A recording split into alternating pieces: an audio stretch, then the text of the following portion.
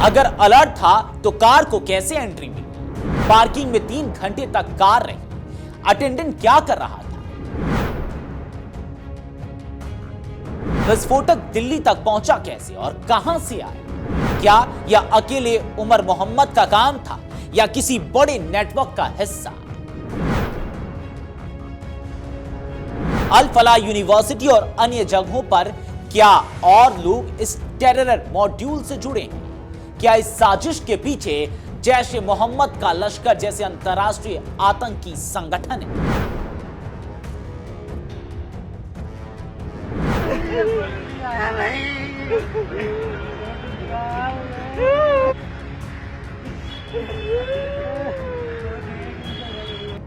दिल्ली के ऐतिहासिक लाल किले के पास हुआ भीषण धमाका अब राजधानी की सुरक्षा और खुफिया व्यवस्था पर बड़े सवाल खड़े कर रहा।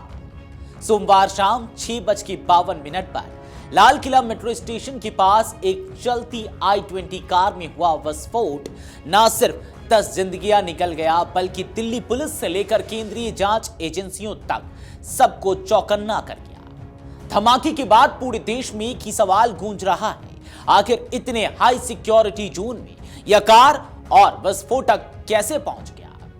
खुफिया अलर्ट पर था फिर भी चूक क्यों? सूत्रों के मुताबिक कुछ दिन पहले दिल्ली पुलिस और खुफिया एजेंसियों को आतंकी हमले की आशंका को लेकर इनपुट मिले थे। बावजूद इसके ऐसा बड़ा विस्फोट राजधानी के सबसे संवेदनशील इलाकों में से एक में हो गया। अब जांच इस बात पर केंद्रित है कि खुफिया सूचना के बावजूद चूक कहां? क्या अलर्ट को स्थानीय स्तर पर गंभीरता से नहीं लिया गया या फिर साजिश इतनी सटीक थी कि एजेंसियां गच्चा खा गई? जांच के मुताबिक 10 नवंबर दोपहर 3:19 पर संदिग्ध I-20 car Lal Qila parking में दाखिल। करीब 3 घंटे बाद 6:48 पर वह पार्किंग से निकली और महज 4 मिनट बाद 6:52 पर सुभाष मार्ग की लाल बत्ती के पास विस्फोट हो गया। FIR में दर्ज है कि धमाके से पुलिस चौकी की दीवार तक ढह गई, कई वाहन जल उठे और सड़क पर शव बिखरे पड़े थे। प्राथमिकी के मुताबिक चौकी प्रभारी विनोद नैन की शिकायत पर मामला दर्ज हुआ। दिल्ली पुलिस ने स्पष्ट किया कि यह सिलेंडर फटने या आकस्मिक विस्फोट नहीं बल्कि आतंकी बम धमाका था। FIR में UAPA धारा 16 और 18, विस्फोटक अधिनियम की धारा 3 और 4 और भारतीय न्याय संहिता यानी कि BNS की धाराएं लगाई गई हैं। धारा 103(1) हत्या के लिए, धारा 109(1) हत्या के प्रयास के लिए, धारा 161(2) वरिष्ठ अधिकारी पर हमले के लिए उकसाने की। पुलिस ने इन हमलों को आतंकी साजिश का हिस्सा बताया है और जांच को स्पेशल सेल तथा NIA के हवाले कर दिया गया है।